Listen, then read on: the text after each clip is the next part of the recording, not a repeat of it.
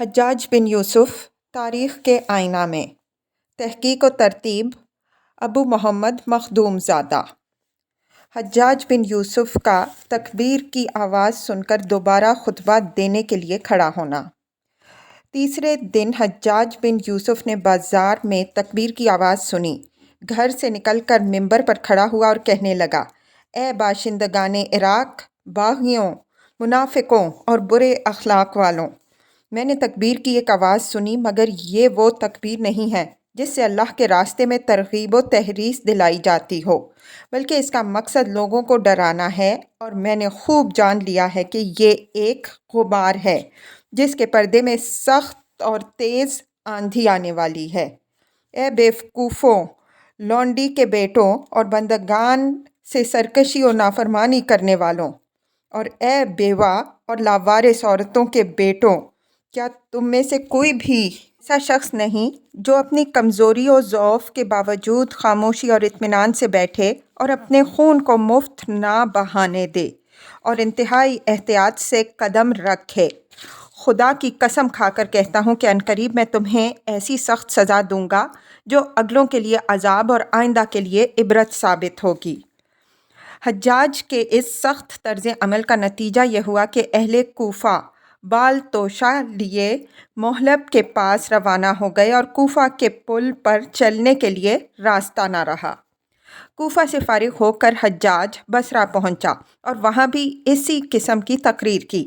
ایک شخص شریک بن عمر اس کے پاس آیا اور کہا: اے امیر، مجھے فتق کی بیماری ہے۔ سابق امیر بشیر بن مروان نے مجھے فوجی خدمت سے معذور رکھا تھا، میری آپ سے بھی یہی درخواست ہے۔ حجاج نے اس کے قتل کا حکم دے دیا۔ یہ سختی دیکھ کر اہل بصرہ بھی محلب کی فوج میں شریک ہونے کے لیے روانہ ہونے لگے۔ کسی کو تأمل کی جرأت نہ ہوئی۔ محلب بن ابی صفرہ نے یہ حال دیکھ کر کہا: ہاں، اب عراق میں ایک مرد آیا ہے۔ فتنہ ابن جارود۔ محلب کی امداد کے لیے حجاج تقاباز آیا۔ یہاں سے محلب کی لشکر گاہ 18 فرسخ تھی۔ حجاج کا ارادہ یہ تھا کہ یہاں رہ کر محلب کی امداد کرتا رہے۔ یہاں کے دوران قیام میں ایک سخت فتنہ اٹھ کھڑا ہوا جس سے پیچھا چھڑانا حجاج کے لیے مشکل ہو گیا۔ خلاصہ یہ ہے کہ مصعب بن زبیر نے اپنے دور حکومت میں اہل لشکر کے وظائف میں 100 درہم کا اضافہ کر دیا تھا۔ حجاج کی پیشروا بشیر بن مروان نے بھی اضافہ برقرار رکھا تھا۔ حجاج نے اسے منسوخ کرنے کا ارادہ کیا اور ایک دن تقریر کرتے ہوئے کہا: ابن زبیر کے عہد میں وظائف میں جو اضافہ ہوا تھا میں اسے منسوخ کرتا ہوں۔ ایک با اثر شخص عبداللہ بن جارود نے فوراً کھڑے ہو کر کہا: یہ ابن زبیر کا اضافہ نہیں بلکہ عبد الملک بن مروان نے بھی اسے قبول کیا اور برقرار رکھا ہے۔ حجاج کو یہ تردید سخت ناگوار گزری اور ابن جارود کو قتل کی دھمکی دی۔ اس وقت تو مصلحتاً دونوں خاموش رہے مگر موقع کے انتظار میں رہے۔ چونکہ فوج کے مفاد کا معاملہ تھا اس لیے بہت سے سردار ابن جارود کے ہمنوا ہو گئے اور انہوں نے اس کے ہاتھ پر بیعت کر کے حجاج کے مقابلہ کی تیاریاں شروع کر دیں۔ آخر ربیع الاخر سن 76 ہجری میں ابن جارود ایک بڑی جمعیت کے ساتھ حجاج کے مقابلہ کو نکلا۔ ابتدائی معرکوں میں ابن جارود غالب رہا، حتیٰ کہ حجاج کا خیمہ خاص لوٹ لیا اور اس کی 2 بیویوں کو قید کر لیا، مگر آخری معرکہ میں ابن جارود کے ایک تیر لگا جس سے اس کی موت واقع ہو گئی۔ ابن جارود کے مرتے ہی اس کی فوج میں بھگدڑ پڑ گئی۔ ادھر حجاج نے مصلحت وقت پر نظر کرتے ہوئے امن عام کا اعلان کرا دیا۔ اس طرح حجاج نے ایک بڑی مصیبت سے نجات پائی۔ سجستان کی بغاوت اور حجاج کا کردار۔ سجستان کے نواح میں ایک ترک فرمانروا ارطبیل مسلمانوں کا باج گزار تھا، لیکن مسلمانوں کی خانہ جنگی کی وجہ سے کچھ عرصے سے اس کا رویہ یہ ہو گیا تھا کہ کبھی خراج دیتا اور کبھی نہ دیتا۔ سن 78 ہجری میں حجاج نے عبید اللہ بن ابی بکرہ کو سجستان کا والی بنا کر بھیجا تو 1 سال تک ارطبیل کا رویہ مصالحانہ رہا۔ اس کے بعد اس نے خراج دینے سے انکار کر دیا تو حجاج نے عبید اللہ کو اس پر فوج کشی کا حکم دیا۔ عبید اللہ اہل کوفہ اور اہل بصرہ کی جمعیت کثیر کے ساتھ بلاد رتبیل میں داخل ہوا۔ اس کے تمام قلعوں کو منہدم کر دیا اور خزانوں کو اپنے قبضے میں کر لیا۔ رتبیل پسپا ہوتا ہوا جب دارالحکومت کے قریب پہنچا تو اس نے ترکوں کو حکم دیا کہ وہ پلٹ کر مسلمانوں کی واپسی کے راستوں کو بند کر دیں۔ چنانچہ مسلمان بلاد ترک میں محصور ہو گئے اور انہوں نے مجبور ہو کر رتبیل کو 7 لاکھ درہم دے کر اپنی جان بچائی، لیکن فوج کے ایک حصے نے ایک دستانہ مصالحت کو پسند نہ کیا اور وہ شریح بن ہانی کی ماتحتی میں دشمن سے بہادری کے ساتھ جنگ کرتے کرتے شہید ہوئے۔ حجاج کو مسلمانوں کی اس ہزیمت کی اطلاع ہوئی تو اس نے عبد الملک کو لکھ کر رتبیل کے مقابلہ کے لیے ایک لشکر عظیم بھیجنے کی اجازت حاصل کر لی۔ چنانچہ سن 80 ہجری میں 40,000 جنگ آزمودہ سپاہی بہترین اسلحہ سے آراستہ ہو کر مشہور سپہ سالار عبد الرحمن بن محمد کی سرکردگی میں عراق سے سجستان کی طرف روانہ ہوئے۔ سجستان پہنچ کر محمد بن اشعث نے اہل سجستان کو بھی اپنے ساتھ لیا اور لشکر عظیم کے ساتھ بلاد رتبیل میں پیش قدمی شروع کر دی۔ رتبیل کو جب اس مصیبت کا احساس ہوا تو وہ بہت گھبرایا اور اطاعت کا وعدہ کیا، لیکن عبد الرحمن نے اس کا اعتبار نہ کیا اور اپنی پیش قدمی جاری رکھی۔ عبد الرحمن ایک کارآزمودہ افسر تھا، شہر پر حملہ کرتا، وہاں پر اپنا حاکم مقرر کر دیتا اور اس کی مدد کے لیے کچھ جمعیت بھی چھوڑ دیتا۔ پہاڑ کی گھاٹیوں پر چوکیاں قائم کر دیتا اور ہر خطرناک جگہ فوجی دستے متعین کر دیتا۔ پھر اپنے اور مفتوحہ علاقوں کے درمیان سلسلہ مواصلت بھی قائم رکھتا۔ اس انتظام کے ساتھ جب وہ رتبیل کا کافی علاقہ فتح کر چکا تو اس نے پیش قدمی روک دی اور لکھا، اس سال اتنی ہی فتوحات کافی ہیں۔ جب ہم مفتوحہ علاقوں کے انتظام پر قابو پا لیں گے اور ہمارے آدمی یہاں کے راستوں سے اچھی طرح واقف ہو جائیں گے اور اس دوران میں سستا بھی لیں گے تو ہم آئندہ سال آگے بڑھیں گے۔ اس نے حجاج کو بھی اپنے اس فیصلے کی اطلاع دے دی۔ عبداللہ بن جارود کی قیادت میں حجاج کے خلاف علم بغاوت بلند ہونا۔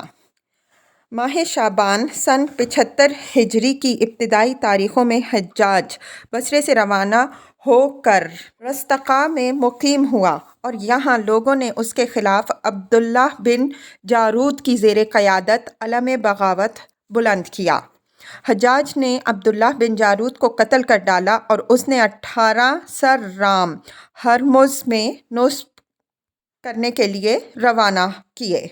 اس ترکیب سے مسلمانوں کی حالت مضبوط ہو گئی، مگر دوسری طرف خارجیوں کو یہ بات بہت ناگوار گزری، کیونکہ انہیں امید تھی کہ ہمارے دشمنوں میں پھوٹ اور نفاق پڑ جائے گی۔ اس کے بعد حجاج بصرہ واپس آ گیا۔ بصرہ آ کر جب حجاج نے لوگوں کو حکم دیا کہ تم محلب سے جا کر مل جاؤ تو تمام لوگ روانہ ہو گئے۔ اب خود حجاج بھی بصرے سے چل کر آخر شعبان میں قباز میں مقام دستوی کے قریب آ کر ٹھہرا۔ اس کے ساتھ بصرہ کے اکابر اور عمائدین بھی تھے۔ محلب اور اس کے درمیان 18 فرسخ کا فاصلہ تھا۔ اس مقام پر حجاج لوگوں کے سامنے تقریر کرنے کھڑا ہوا اور اس نے کہا، تمہاری تنخواہوں میں ابن زبیر نے جو اضافہ کیا تھا وہ ایک فاسق و منافق کا اضافہ ہے جسے میں کبھی جائز نہیں رکھ سکتا۔ یہ سن کر عبداللہ بن جارود نے کھڑے ہو کر عرض کی کہ یہ اضافہ کسی فاسق و منافق نے نہیں کیا بلکہ امیر المؤمنین عبد الملک نے اس کی تائید کی ہے اور اس اضافے کو ہمارے لیے بحال رکھا جائے۔ مگر حجاج نے اسے جھٹلایا اور دھمکایا۔ اس پر عبداللہ بن جارود حجاج پر جھپٹ پڑا۔ جتنے عمائدین و اکابرین تھے وہ بھی عبداللہ کے ساتھ ہوئے۔ پھر دونوں جماعتوں میں شدید معرکہ اور جدال و قتال سرگرم ہوا۔ حجاج نے عبداللہ اور اس کے اکثر ساتھیوں کو قتل کر ڈالا اور اس کے 10 ساتھیوں کا سر کاٹ کر محلب کے پاس بھیج دیا اور خود بصرے واپس آ گیا۔ محلب اور عبد الرحمن بن مخنف کو خط لکھا کہ جس وقت میرا خط تمہیں ملے تم فوراً خارجیوں پر حملہ کر دینا۔ اس سال محلب اور ابن مخنف نے خارجیوں کو رام ہرمز سے نکالا۔ 20 شعبان یوم دوشنبہ سن 75 ہجری میں حجاج کے تحریری حکم کی تعمیل میں محلب اور ابن مخنف نے بمقام رام ہرمز خارجیوں پر حملہ کیا اور بغیر کسی شدید مقابلے کے انہیں وہاں سے نکال دیا۔ اگرچہ کوئی خونریز معرکہ کارزار گرم نہیں ہوا، تاہم ان دونوں سرداروں نے خارجیوں پر حملہ کیا اور خارجی باقاعدگی سے پسپا ہو گئے اور مقام کا زرون واقع علاقہ صابور میں جا کر مورچے لگائے۔ محلب اور ابن مخنف بھی ان کے تعاقب میں چلے اور یکم رمضان کو پہنچ گئے۔ محلب نے اپنے چاروں طرف خندق کھود لی۔ اب اہل بصرہ کا بیان یہ ہے کہ محلب نے عبد الرحمن بن مخنف سے بھی کہا تھا کہ میری رائے ہے کہ تم بھی ضرور اپنے گرد خندق کھود لو، مگر ان کے فوج والوں نے انکار کیا اور کہا کہ ہماری تلوار ہی ہماری خندق ہے۔ خارجیوں نے محلب پر شب خون مارا۔ ان کا مقصد یہ تھا کہ تاریکی میں ان کا خاتمہ کر دیا جائے، مگر محلب اس قسم کے اچانک حملے کے لیے بالکل تیار تھے۔ چنانچہ جب خارجیوں کو معلوم ہو گیا کہ محلب نے مدافعت کا پورا سامان پہلے سے کر رکھا ہے، وہ اس طرف سے ہٹ کر عبد الرحمن پر حملہ آور ہوئے جہاں کوئی خندق نہ تھی کہ ان کے حملے کو روکتی۔ خارجیوں نے ان سے جنگ شروع کی۔ ان کے ساتھی انہیں چھوڑ کر علیحدہ ہو گئے۔ عبد الرحمن گھوڑے سے اتر پڑے اور اپنی فوج کی ایک جماعت کے ساتھ لڑتے لڑتے مارے گئے۔ اسی طرح جتنے لوگ اس وقت ان کے ساتھ تھے وہ سب بھی میدان جنگ میں ان کے گرد کام آئے۔ مگر کوفے والوں کا بیان ہے کہ جب حجاج کا خط محلب اور عبد الرحمن بن مخنف کو ملا جس میں حکم دیا گیا تھا کہ اس حکم کو دیکھتے ہی تم دونوں خارجیوں پر حملہ کر دینا، یہ دونوں سردار بروز چہارشنبہ 20 رمضان سن 75 ہجری میں خارجیوں پر حملہ آور ہوئے اور اس قدر شدید جنگ ہوئی کہ اس سے پہلے خارجیوں سے جس قدر لڑائیاں لڑی گئی تھیں ان سب سے زیادہ یہ خونریز اور خطرناک لڑائی تھی۔ یہ واقعہ ظہر کے بعد کا ہے۔ اب خارجی اپنی پوری قوت کے ساتھ صرف محلب پر ٹوٹ پڑے اور محلب کو مجبور کر دیا کہ وہ اپنی فوجی قیام گاہ کی طرف واپس چلے آئیں۔ جنگ کی حالت کو دیکھ کر محلب نے چند نیک و متقی لوگوں کو جو فوج میں تھے عبد الرحمن کے پاس بھیجا۔ یہ لوگ عبد الرحمن کے پاس آئے اور کہا کہ محلب نے آپ سے کہا ہے کہ ہمارا اور آپ کا دشمن ایک ہی ہے۔ مسلمانوں پر اس وقت جو وقت ہے اسے آپ دیکھ رہے ہیں، اس لیے آپ اپنے برادران اسلام کی امداد فرمائیں، خدا آپ پر رحمت نازل فرمائے۔ اب عبد الرحمن نے رسالے اور پیدل فوج یکے بعد دیگرے بھیجی اور محلب کو مدد دینا شروع کی۔ عرصے کے بعد جن خوارج نے یہ رنگ دیکھا کہ اس طرح عبد الرحمن کی فوج میں سے پیدل اور رسالہ برابر محلب کی مدد کو آ رہا ہے، انہوں نے اپنے دل میں خیال کیا کہ اب عبد الرحمن کی جمعیت کم ہو گئی ہوگی، اس لیے انہوں نے اپنی فوج کے 5-6 دستوں کو تو محلب کے مقابلے پر چھوڑا اور باقی تمام طاقت کے ساتھ عبد الرحمن کا رخ کیا۔ عبد الرحمن نے جب یہ دیکھا کہ یہ میری طرف بڑھے چلے آ رہے ہیں، وہ اور ان کے ساتھی قرا لوگ جن کے سردار الاحوص حضرت عبداللہ بن مسعود رضی اللہ عنہ کے قلبی دوست اور خزیمہ نضر بن خزیمہ العبسی جو زید بن علی کے ساتھ قتل اور کوفے میں دار پر کھینچے گئے تھے، میدان جنگ میں گھوڑوں سے اتر پڑے۔ اس طرح عبد الرحمن کے ساتھ خاص ان کے خاندان اور قبیلے کے شہسوار بھی اتر پڑے۔ خارجیوں نے ان پر حملہ کر دیا اور سخت ترین جنگ ہوئی۔ اکثر لوگ عبد الرحمن سے علیحدہ ہو گئے اور اب اہل بصرہ کی ایک مختصر جماعت کے ساتھ جو برابر اپنی جگہ ڈٹی رہی عبد الرحمن رہ گئے۔ ان کا بیٹا جعفر ان لوگوں میں تھا جنہیں عبد الرحمن نے محلب کی امداد کے لیے بھیج دیا تھا۔ اپنے باپ کو اس خطرے میں دیکھ کر اس نے لوگوں سے کہا کہ میرے ساتھ چلو، مگر صرف چند لوگ اس کے ساتھ آئے۔ جب یہ اپنے باپ سے قریب رہ گیا تو خارجی بیچ میں رکاوٹ بنے۔ یہ لڑا اور زخمی ہوا۔ خارجیوں نے اسے میدان جنگ سے اٹھا لیا۔ عبد الرحمن بن مخنف اپنے چند ہمراہیوں کے ساتھ ایک ٹیلے پر چڑھ کر نصف سے زیادہ رات گئے تک لڑتے اور پھر اسی جماعت میں مارے گئے۔ صبح کے وقت محلب آئے، انہیں دفن کیا، ان کے لیے دعا کی اور ان کی موت کی خبر حجاج کو لکھی۔ حجاج نے اس کی اطلاع عبد الملک کو دی۔ عبد الملک نے مقام منی میں عبد الرحمن کی خبر مرگ کا اعلان کیا اور اہل کوفہ کی مذمت کی۔ حجاج کا عبد الرحمن کی فوج کا سردار مقرر کرنا۔ حجاج نے عبد الرحمن بن مخنف کی فوج کا عتاب بن ورقہ کو سردار مقرر کر کے روانہ کیا اور حکم دیا کہ جب تم دونوں محلب و عتاب کسی جنگ میں شریک ہو تو محلب کے مشورے پر عمل کرنا اور ان کی اطاعت کرنا۔ عتاب کو یہ بات ناگوار ہوئی مگر کیا کرتا، حجاج کے حکم پر عمل کرنے کے سوا چارہ نہ تھا۔ واپس جانے کی بھی کوشش کی مگر کامیاب نہ ہوا۔ تنگ آ کر اپنی فوج میں مقیم ہوا اور خارجیوں سے جنگ میں مصروف ہوا۔ خارجیوں کے مقابلے میں جنگ کرنے کی تمام ذمہ داری محلب پر تھی، مگر عتاب برابر اپنی رائے پر کام کرتا رہا اور کسی معاملے میں اس نے محلب سے مشورہ نہیں کیا۔ جب محلب نے یہ طرز عمل دیکھا تو اہالی کوفہ میں بعض لوگوں کو، جس میں بسطام بن مسلقہ بن حریرہ بھی تھے، انتخاب کر کے انہیں عتاب کے خلاف ابھارا۔ ایک دوسری روایت میں مذکور ہے کہ عتاب محلب کے پاس آیا اور کہا کہ میری فوج والوں کی تنخواہ ادا کرو۔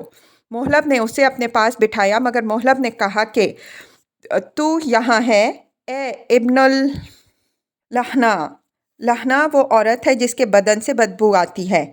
اس کے متعلق ابن تمیم یہ کہتے ہیں کہ عتاب نے بھی اس لفظ کو محلب کے لیے استعمال کیا مگر دوسرے لوگوں کا یہ بیان ہے کہ عتاب نے بھی کہا کہ میری ماں تو بہت سے سخی اور شجاع ماموں اور چاچوں والی تھی، کاش کہ خدا میرے اور تیرے درمیان جدائی کر دے اور میں تیری صورت نہ دیکھوں۔ غرض یہ کہ اس قسم کی سخت گفتگو دونوں میں ہو رہی تھی کہ محلب اٹھ کر گئے اور چاہتے ہی تھے کہ ڈنڈا اٹھا کر عتاب کے رسید کریں کہ ان کے لڑکے مغیرہ نے ڈنڈا پکڑ لیا اور کہا کہ خدا امیر کو نیک مشورہ دے۔ عتاب عرب کے سربراہ اور شریف لوگوں میں سے ہیں، اگر کوئی بات خلاف طبیعت بھی ان سے سنی ہے تو آپ اسے برداشت کریں اور معاف کر دیں کیونکہ آپ ہی سے اس قسم کے تحمل کی امید ہے۔ محلب خاموش ہو گیا اور عتاب کو کچھ نہیں کہا۔ عتاب اٹھ کر چلا آیا مگر بسطام بن مسلقہ نے سامنے آ کر اسے گالیاں دینا شروع کیں اور سخت برا بھلا کہا۔ عتاب کی طرف سے حجاج کو محلب کی شکایت اور طلبی۔ عتاب نے حجاج کو شکایت لکھی اور لکھا کہ محلب نے کوفے کے چند جاہل بے وقوفوں کو میرے خلاف ابھارا ہے اور ان سے میری توہین کرائی ہے، مجھے اپنے پاس بلا لیں۔ چونکہ شبیب کے ہاتھوں کوفے کے نیک لوگوں کو مصیبت اٹھانی پڑی تھی، اس لیے اس کے تدارک کے لیے خود حجاج کو عتاب کی ضرورت پیش آ گئی۔ اس لیے حجاج نے عتاب کو لکھا کہ تم میرے پاس چلے آؤ اور فوج کا انتظام محلب کے سپرد کر دو۔ محلب نے اس پر حبیب بن محلب کو سردار مقرر کر دیا۔ محلب صابور میں 1 سال تک خارجیوں کے مقابلے میں مصروف رہے۔ سن 75 ہجری میں صالح بن مصرح نے شورش کے لیے سر اٹھایا۔ یہ شخص صفریہ فرقے سے تعلق رکھتا تھا۔ یہ بھی بیان کیا گیا ہے کہ یہی پہلا شخص ہے کہ جس نے اس فرقے والوں سے سر اٹھایا۔ اس شخص کی شورش کے اسباب اور وہ واقعات جو اس سال میں پیش آئے حسب ذیل ہیں۔ صالح بن مصرح سن 75 ہجری میں حج کرنے گیا۔ اس کے ہمراہ شبیب بن زید، سوید بطین اور ایسے ہی اور بھی لوگ تھے۔ اسی سال عبد الملک بن مروان بھی حج کرنے گیا۔ شبیب نے دھوکے سے عبد الملک کو قتل کرنا چاہا۔ عبد الملک کو بھی ان کی خبر پہنچ گئی۔ جب حج کر کے واپس گیا تو حجاج کو لکھا کہ ان لوگوں کو تلاش کر کے گرفتار کر لو۔ صالح کوفہ میں آیا کرتا تھا اور 1 ماہ تک قیام کرتا تھا۔ اپنے ہمراز دوستوں سے ملتا جلتا اور وعدے وعید کرتا تھا، مگر کوفے میں صالح کی سازش کام نہ آ سکی، اور جب حجاج نے اسے پکڑنا چاہا تو کوفے والوں نے اس کی مطلق مخالفت نہیں کی۔ اسی سال میں صالح مصری نے علم بغاوت بلند کیا۔ اس کے اسباب و واقعات یہ ہیں۔ صالح ابن مصرہ التیمی ایک نہایت عابد زاہد شخص تھا۔ اپنے معبود کے سامنے ہمیشہ گڑ گڑاتا تھا۔ اس کا چہرہ زرد تھا۔ مقام دار اور علاقہ موصل اور جزیرے میں بہت سے لوگ اس کے جاننے والے تھے، جنہیں وہ قرآن پڑھاتا، سمجھاتا اور خطبے دیا کرتا تھا۔ قبیصہ بن عبد الرحمن نے اپنے دوستوں سے بیان کیا کہ صالح میرے پاس خطبے دیا کرتا تھا۔ خود یہ شخص انہی کے خیالات و عقائد کا ماننے والا تھا۔ صالح سے اس کے پیروکار نے درخواست کی کہ آپ ہمارے پاس کوئی خط بھیجیں۔ چنانچہ اس نے ایسا ہی کیا۔ صالح کا خط جو وہ اپنے پیروکار کی طرف روانہ کیا کرتا تھا، یہ اس کا خطبہ تھا جو وہ دیا کرتا تھا۔ الحمدللہ الذی خلق السماوات والارض وجعل الظلمات والنور ثم الذین کفروا بربہم یعدلون۔ تمام تعریفیں اسی ذات کے لیے ثابت ہیں جس نے آسمانوں اور زمین کو پیدا کیا اور تاریکیاں اور روشنیاں بنائیں۔ اس پر بھی کافر اپنے پروردگار کے ساتھ دوسروں کو شریک بناتے ہیں۔ اے خداوند، ہم تیرے ساتھ کسی کو عدیل و شریک نہیں بناتے اور سوائے تیرے اور کسی کی طرف نہیں دوڑتے، صرف تیری ہی عبادت کرتے ہیں۔ تو ہی نے پیدا کیا ہے، تیری ہی حکومت ہے، تو ہی نفع و نقصان دینے والا ہے اور تو ہی ہماری جائے بازگشت ہے۔ ہم اس بات کی گواہی دیتے ہیں کہ محمد صلی اللہ علیہ وسلم تیرے بندے ہیں جنہیں تو نے برگزیدہ کیا، تیرے رسول ہیں جنہیں تو نے پسند فرمایا تاکہ وہ تیرے احکام دنیا کو پہنچا دیں اور تیرے بندوں کے ساتھ خیر خواہی کریں، اور ہم اس بات پر بھی گواہ ہیں کہ انہوں نے پیغام خداوندی کو پہنچا دیا، قوم کی فلاح و بہبود میں پوری کوشش کی، حق کی دعوت دی، انصاف کیا، دین کی امداد کی، مشرکین سے جہاد کیا، آخر کار خدا نے انہیں اس دنیا سے اٹھا لیا۔ صالح کے خطبے کی تفصیل۔ اے لوگوں، میں تمہیں نصیحت کرتا ہوں کہ اللہ سے ڈرو، دنیا سے علیحدہ رہو، آخرت کی خواہش مت کرو، موت کو آباد کرتے رہو، فاسق لوگوں سے علیحدہ رہو، مومنین سے دوستی کرو، کیونکہ دنیا کی خواہش کم کرنے سے اللہ تعالیٰ کے پاس جو نعمتیں ہیں ان کے حاصل کرنے کی آرزو پیدا ہوتی ہے اور مادی جسم کو عبادت خداوندی میں استعمال ہونے کی صلاحیت پیدا ہوتی ہے۔ موت کو اکثر یاد کرنے سے بندہ اپنے رب سے ڈرنے لگتا ہے، اس کے لیے خضوع و خشوع کرتا ہے اور اس کی طرف رجوع کرتا ہے، اور فساق سے علیحدہ رہنا مسلمانوں پر فرض ہے۔ اللہ تعالیٰ نے اپنے کلام پاک میں فرمایا ہے وَلَا تُصَلِّ عَلَىٰ أَحَدٍ مِّنْهُمْ مَاتَ أَبَدًا وَلَا تَقُمْ عَلَىٰ قَبْرِهِ إِنَّهُمْ كَفَرُوا بِاللَّهِ وَرَسُولِهِ وَمَاتُوا وَهُمْ فَاسِقُونَ۔ جو شخص ان میں سے مر جائے اس کے لیے تم اے محمد صلی اللہ علیہ وسلم کبھی دعا نہ کرنا اور نہ اس کی قبر پر کھڑے ہونا، کیونکہ انہوں نے اللہ اور اس کے رسول کی نافرمانی کی اور وہ اس حال میں مرے ہیں کہ وہ گناہگار تھے۔ مومنین سے دوستی اس لیے کرنا ضروری ہے کہ اس ذریعے سے اللہ تعالیٰ کی جانب سے اس کی رحمت اور اس کا کرم ہمیں حاصل ہوگا اور جنت ملے گی۔ خدا مجھے اور تمہیں سچے اور صابر لوگوں میں کر دے۔ ایمان والوں پر اللہ تعالیٰ کی بڑی نعمت تھی کہ اس نے انہی میں سے ایک رسول بھیجا جس نے انہیں کتاب اللہ، عقل و حکمت سکھائی، ان کے دلوں میں نور ایمان کے لیے صفائی پیدا کی، گناہوں سے انہیں پاک کیا اور ان کے مذہب میں ان کی امداد کی، اور مسلمانوں پر بے انتہا مہربان اور شفیق رہے۔ پھر اللہ نے انہیں اس جہان فانی سے اٹھا لیا، صلوات اللہ علیہ۔ آپ کے بعد حضرت صدیق رضی اللہ عنہ جیسے متقی شخص تمام مسلمانوں کی خوشی سے سربراہ کار امور خلافت ہوئے، جو بالکل حضرت صلی اللہ علیہ وسلم کے نقشہ قدم پر چلے اور انہی کے طریق کے عمل پر آپ نے بھی کام کیا۔ آخر کار واصل بحق ہوئے۔ اللہ آپ پر رحم کرے۔ اپنا جانشین حضرت عمر رضی اللہ عنہ کو بنایا، جن کے ہاتھ میں اللہ نے قوم کی باغ دی۔ آپ نے کلام خداوندی کے مطابق کام کیا اور اس کے رسول صلی اللہ علیہ وسلم کی سنت کو زندہ کیا۔ حق و صداقت کی راہ میں کبھی وہ ذاتی بغض اور عداوت کا کام نہیں لائے، اور نہ اللہ کی راہ میں کسی ملامت کرنے والے کی ملامت پر کبھی کان دھرا۔ آخر کار یہ بھی واصل بحق ہوئے۔ اللہ ان پر بھی اپنی رحمت نازل فرمائے۔ ان کے بعد مسلمانوں کی زمام قیادت حضرت عثمان رضی اللہ عنہ کے ہاتھ آئی۔ انہوں نے مال غنیمت میں تصرف کیا، حدود شرعی موقوف کر دیے، انتظام و سیادت ملک میں حد سے تجاوز کر گئے۔ مسلم کی تذلیل اور مجرم کی عزت افزائی کا یہ نتیجہ ہوا کہ مسلمان ان کے خلاف اٹھ کھڑے ہوئے اور انہیں قتل کر ڈالا۔ بس اللہ اور اس کے رسول صلی اللہ علیہ وسلم اور تمام نیک مومنین کو ان سے کوئی تعلق نہیں۔ بعد ازاں حضرت علی رضی اللہ عنہ بن ابی طالب ان کے جانشین ہوئے، مگر تھوڑے ہی زمانے بعد انہوں نے جہاں حکم خداوندیہ جاری کرنا چاہیے تھا وہاں انسانوں کو حکم بنا دیا۔ گمراہ لوگوں کے متعلق بھی شک کیا، جادہ مستقیم سے بھٹک گئے اور تملق و چاپلوسی سے کام لیا، اور اس لیے ہم علی اور شیعان علی سے بالکل علیحدہ ہیں۔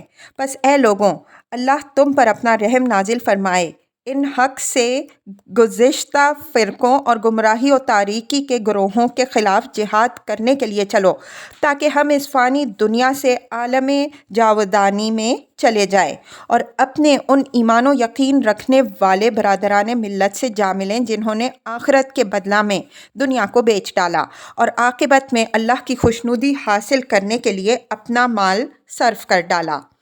قتل سے گھبرانا نہیں چاہیے، کیونکہ میدان جنگ میں قتل ہونا موت سے زیادہ آسان ہے، اور موت تو ایک دن ضرور آنی ہے کہ تمہیں اس کا ذرا گمان نہ ہوگا کہ وہ کب آئے گی، اور پھر وہ تم میں اور تمہارے باپوں، بیٹوں، بیویوں اور املاک و جائیداد کے درمیان جدائی کر دے گی، اور بجائے اس کے کہ تم موت سے اس قدر ڈرو اور گھبراؤ نہیں، نہایت خوشی سے اپنے جان و مال کو اللہ کے سپرد کر دینا چاہیے۔ تمہیں اس کے بدلے میں جنت الفردوس ملے گی، خوبصورت حوروں سے تمہاری ملاقات ہوگی۔ خدا مجھے اور تمہیں ان نیک اس کے شکر کرنے والے لوگوں میں بنا دے جو ہمیشہ صداقت کی ہدایت کرتے ہیں اور اسی پر انصاف کرتے ہیں۔ صالح کی اپنے پیروکاروں سے گفتگو۔ صالح کے پیروکار ہمیشہ اس کے پاس آتے جاتے رہتے تھے کہ ایک دن اس نے ان سے کہا کہ میں نہیں جانتا کہ تم کس بات کے منتظر ہو اور کب تک منتظر رہو گے۔ ظلم تو اب بالکل کھلم کھلا ہو رہا ہے اور عدل و انصاف کے حلق پر چھری پھیر دی گئی ہے۔ ان عمال و حاکموں کا ظلم و تکبر روز بروز بڑھتا جا رہا ہے۔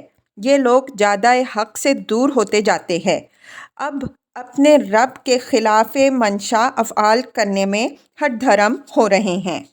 اس لیے تم جنگ کے لیے تیار ہو جاؤ اور اپنے ان برادران ملت کے پاس قاصد بھیجو جو باطل کے منکر اور حق کے داعی اور تمہارے اغراض و مقاصد سے ہمدردی رکھتے ہوں، تاکہ پھر ہم ایک جگہ جمع ہو جائیں، اپنی حالت کا اندازہ کریں کہ ہمیں کیا کرنا چاہیے، کس وقت ہمیں حق و انصاف کے لیے میدان جنگ میں نکل آنا چاہیے۔ چنانچہ اس کے متبعین نے اس مقصد کے لیے آپس میں خط و کتابت کی اور پیامبر بھیجے اور آپس میں ملاقاتیں کیں۔ ابھی یہ ادھیڑ بن ہو رہی تھی کہ محلل بن وائل شبیب کا خط لے کر صالح کے پاس آیا۔ اس خط میں تحریر تھا کہ مجھے معلوم ہوا ہے کہ آپ کا ارادہ جہاد کرنے کا ہے۔ اس غرض کے لیے آپ نے مجھے بھی دعوت دی ہے، میں اس دعوت پر لبیک کہتا ہوں، اور اگر آپ آج کے دن مناسب سمجھتے ہیں تو آپ ایک دن کو مناسب سمجھتے ہیں۔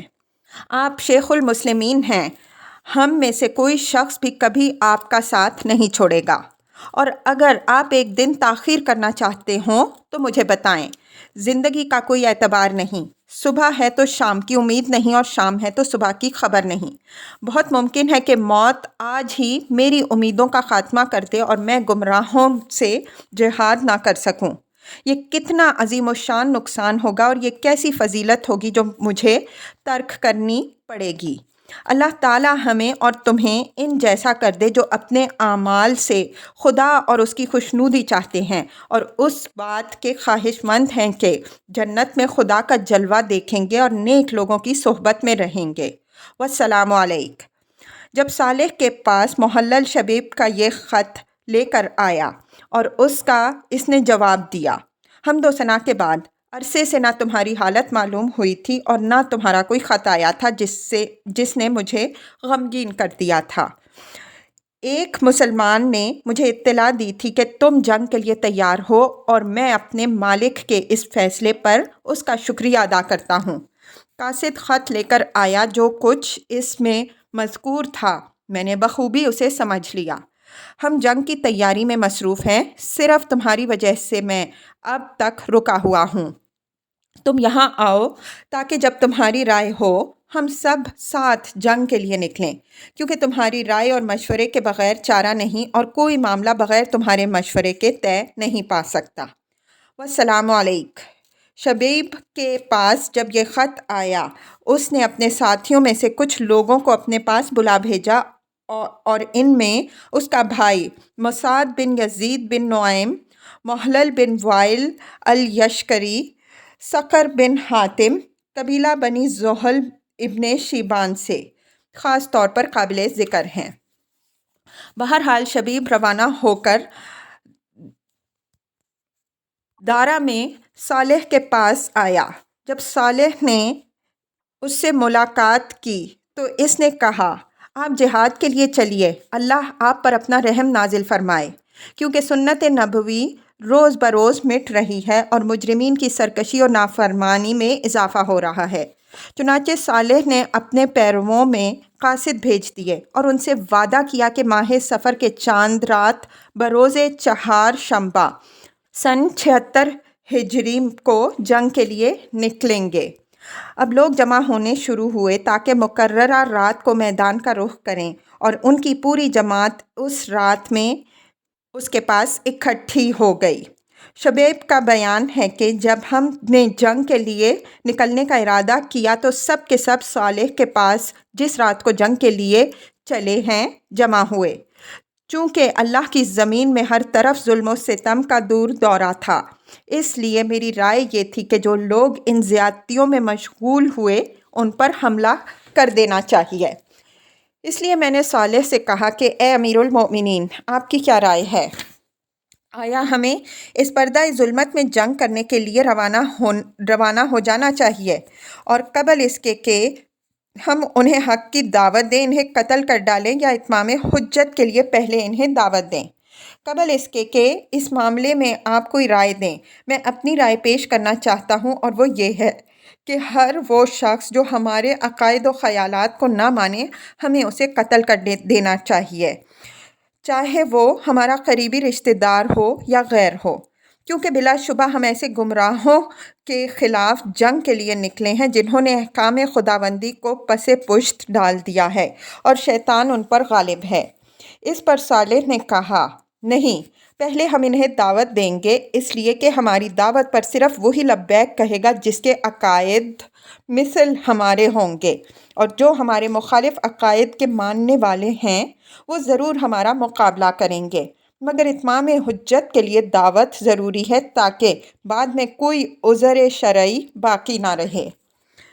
شبیب نے پھر دریافت کیا کہ اچھا، جن لوگوں سے ہم جنگ کریں گے اور ان پر فتح پانے کی صورت میں ان کے جان و مال کے متعلق آپ کی کیا رائے ہے؟ صالح نے جواب دیا کہ اگر ہم نے انہیں تہہ تیغ کر ڈالا اور مال غنیمت حاصل کیا تو وہ ہمارا ہے، اور اگر ہم نے درگزر کر دیا تو یہ بھی ہمارے ہی اختیار میں ہے۔ شبیب نے کہا، آپ کی رائے خدا آپ پر اپنا رحم نازل کرے درست ہے۔ جس رات میں صالح جنگ کے لیے روانہ ہوا اس نے اپنے پیرووں سے کہا، اے اللہ کے بندوں، خدا سے ڈرو، صرف انہی لوگوں کو قتل کرنا جو تمہارے لیے اور تمہارے مقابلے پر آئیں۔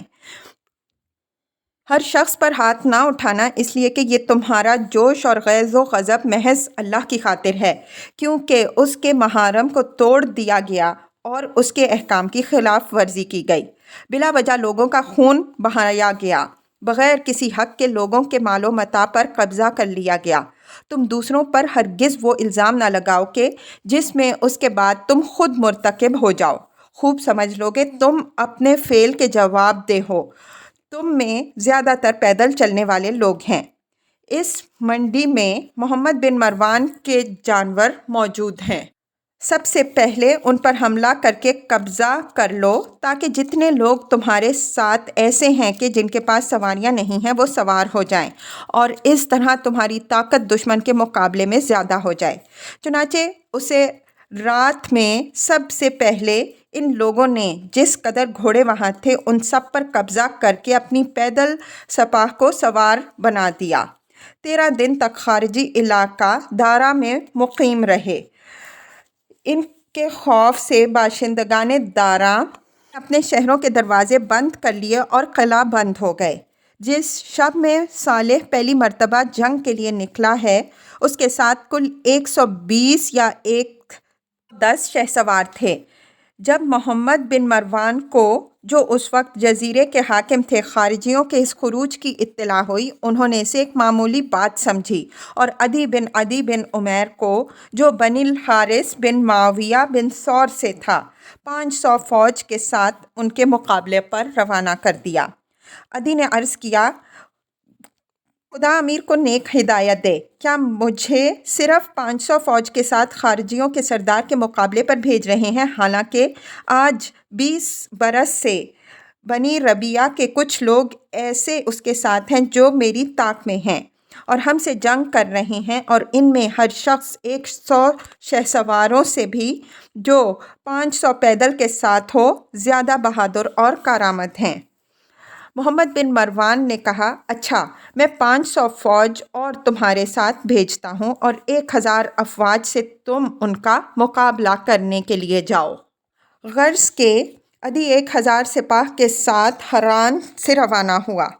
یہ پہلی فوج تھی جو صالح کے مقابلے پر بھیجی گئی۔ اگرچہ عدی صالح کے مقابلے پر روانہ ہو گیا، مگر ایسا معلوم ہوتا تھا کہ موت اسے اپنی طرف کھینچ رہی ہے۔ عدی ایک عابد و زاہد شخص تھا۔ عدی اس مہم پر روانہ ہوا، دوغان آیا اور تمام فوج کے ساتھ خیمہ زن ہو گیا، اور زیاد بن عبداللہ نامی ایک شخص کو، جو قبیلہ بن خالد بن وارث سے تھا، چپکے سے صالح کے پاس بھیجا۔ اس شخص نے صالح سے جا کر کہا کہ عدی نے مجھے تمہارے پاس بھیجا ہے اور کہا ہے کہ چونکہ میں تم سے جنگ کرنا چاہتا، اس لیے تم اس شہر کو چھوڑ کر کسی اور شہر کا رخ کر دیا، اس کے باشندوں سے جا کر لڑو۔ صالح نے جواب میں کہلا بھیجا کہ اگر تم ہمارے عقائد کو مانتے ہو تو مجھے بتا دو، ہم رات کے وقت اس شہر سے تمہارا مقابلہ چھوڑ کر کسی دوسری جگہ کا رخ کریں گے، اور اگر تم ظالموں اور سرکشوں اور برے لوگوں کے ہم خیال ہو تو اس وقت ہمیں اختیار ہوگا، جو مناسب سمجھیں گے کریں گے، تو تم ہی سے جنگ کی ابتدا کر دیں گے، اور یا تمہارے علاوہ کسی اور سے مقابلے کے لیے چلے جائیں گے۔ قاصد نے یہ پیغام عدی کو پہنچا دیا۔ عدی نے پھر پیغام بھیجا کہ صالح سے جا کر کہو کہ اگرچہ میں تمہارے مذہب کا قائل نہیں ہوں، مگر میں تو سرے سے جنگ ہی کو اچھا نہیں سمجھتا، چاہے تم ہو یا کوئی اور، اس لیے بہتر یہ ہے کہ کسی اور کا جا کر مقابلہ کرو۔ صالح نے اسے مان لیا اور ساتھیوں سے کہا کہ سوار ہو جاؤ، چنانچہ سب کے سب تیار ہو گئے۔ خارجیوں نے درمیانی شخص کو جب تک کہ وہ روانہ ہو گئے اپنے پاس روکے رکھا۔ صالح اپنے ساتھیوں کو لے کر دوغان کے بازار میں عدی کے پاس آیا۔ عدی نماز میں مشغول تھا اور اسے پتہ نہ چلا کہ کیا معاملہ ہے، حالانکہ رسالہ برابر اس پر بڑھتا چلا آ رہا تھا۔ جب ان لوگوں نے دیکھا کہ دشمن سر پر آ گیا ہے تو چیخ و پکار شروع ہو گئی۔ صالح نے اپنے میمنہ پر شبیب کو اور سوید بن سلیم الہندی کو میسرہ پر مقرر کیا اور خود قلب فوج میں تھا۔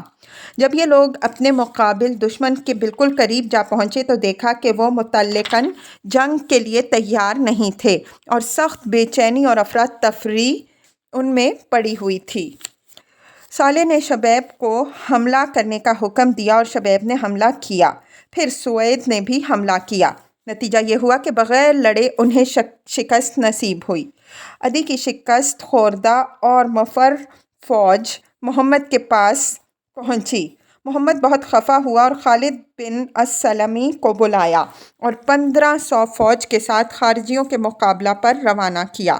پھر حارث بن جعونہ کو جو بنی ربیعہ بن عامر بن صعصع سے تھا بلایا اور اسے بھی 1500 فوج کے ساتھ روانہ کیا اور دونوں کو حکم دیا کہ تم خارجیوں کی اس مٹھی بھر خبیث جماعت کی طرف جس قدر جلد ممکن ہو جاؤ۔ تم میں سے جو پہلے ان کے پاس پہنچے وہی اپنے ہم اثر پر سردار سمجھا جائے۔ غرض یہ کہ یہ دونوں سردار اپنی اپنی جماعت کو لیے ہوئے خارجیوں کی تلاش میں امکانی سرعت کے ساتھ چلے۔ راستے میں صالح کی نقل و حرکت کے متعلق دریافت کرتے جاتے تھے۔ ان سے کہا گیا کہ وہ آمد کی طرف گیا ہے۔ انہوں نے بھی اسی طرف اپنی باگیں پھیر دیں اور آمد پہنچے۔ یہاں آ کر معلوم ہوا کہ صالح نے باشندگان آمد کا محاصرہ کر رکھا ہے۔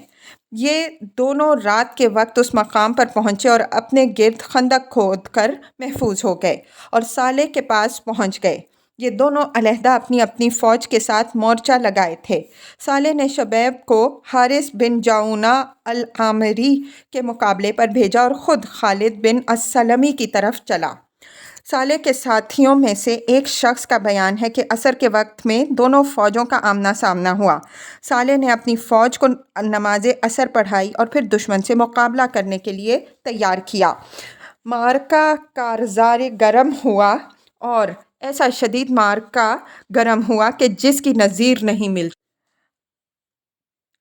اب ہماری حالت ایسی ہو گئی تھی کہ فتح بالکل ہمارے سامنے تھی۔ ہم سے ایک آدمی دشمن کے 10 آدمیوں پر حملہ کرتا تھا اور انہیں شکست دیتا تھا۔ اس طرح اگر 20 آدمیوں پر بھی اس نے حملہ کیا تو انہیں بھی شکست دی۔ ہمارے مقابل کا رسالہ ہمارے رسالے کے سامنے ٹھہرتا نہ تھا۔ جب ان کے سرداران فوج نے جنگ کا یہ نقشہ دیکھا گھوڑوں پر کود پڑے اور اپنی فوج کے اکثر حصہ کو حکم دیا کہ پیدل ہو جاؤ۔ اب لڑائی کا رنگ بدل گیا اور ہم جیسے چاہتے ہیں قابو نہیں پا سکتے۔ جب ہم ان پر حملہ آور ہوتے تھے ان کی پیدل سپاہ ہمارا نیزوں سے مقابلہ کرتیں اور ان کے ماہر تیر اندازوں نے تیروں کی بوچھاڑ کر دی۔ اس گھمسان میں ان کا رسالہ بھی ہمیں کچلے ڈالتا تھا۔ غرض یہ کہ رات ہونے تک ہم برابر ان سے لڑتے رہے یہاں تک کہ ظلمت شب نے ہمارے اور ان کے درمیان بچاؤ کرا دیا۔ ہم میں سے بہت سے لوگ زخمی ہوئے۔ ہمارے 30 آدمی کام آئے مگر مقابل کے 70 سے زیادہ بہادر ہم نے موت کے گھاٹ اتار دیے۔ بخدا شام ہوئی۔ ہم انہیں اور وہ ہمیں لڑائی کا پورا مزہ چکھا چکے تھے۔ اب ہم دونوں مد مقابل اپنی اپنی جگہ ٹھہرے رہے۔ نہ وہ ہم پر بیٹھ کر آتے تھے اور نہ ہم ان پر بڑھتے تھے۔ جب رات ہوئی وہ اپنی فوجی قیام گاہ کو چلے گئے اور ہم نے نماز پڑھی، آرام کیا اور کھانا کھایا۔ اس کے بعد شبیب نے کہا ہماری دشمن سے مٹ بھیڑ ہوئی۔ ہم نے ان سے جنگ کی اور انہوں نے خندقوں سے اپنا بچاؤ کیا۔ اس لیے میری رائے میں ہم ان کے مقابل ٹھہر نہیں سکتے۔ صالح نے کہا بے شک میری بھی یہ رائے ہے۔ چنانچہ راتوں رات وہ وہاں سے روانہ ہو گئے۔ علاقہ جزیرہ کو طے کرتے ہوئے موصل کے علاقے میں آئے، اسے بھی طے کیا اور وسکرا آئے۔